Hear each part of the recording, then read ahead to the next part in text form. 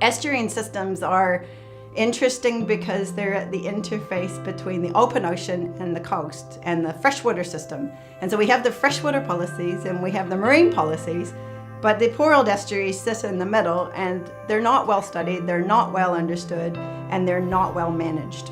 Everything that comes off the land, the sediments, the nutrients, the contaminants, they can filter through the estuarine system and get to the open ocean. The first problem that I looked at starting on is to look at the way coastal morphology changes. And of course, one of the big things that helps it infill is the growth of vegetation like mangroves. Everything that comes into the mangroves pretty much comes from the seaward side.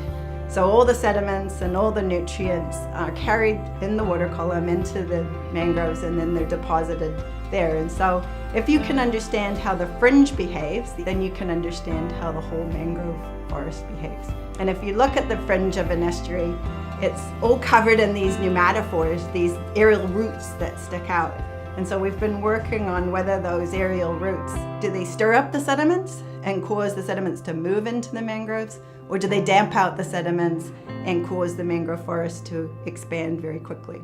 So carbon dioxide from the atmosphere can get bound up into the leaves and roots of mangroves. So from a global sense, they're really important.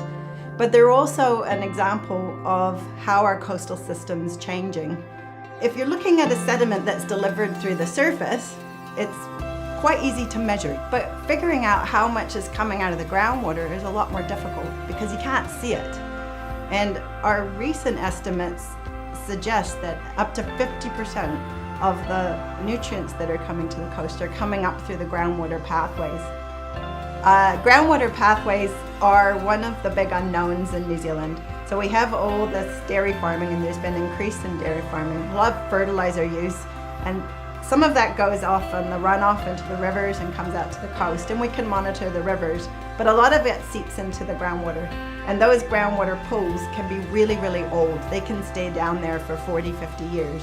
So if we can discover what these groundwater pathways are and quantify them, we might be able to detect if we're on our way to another tipping point, which of course is all about what we're trying to manage in the coastal zone.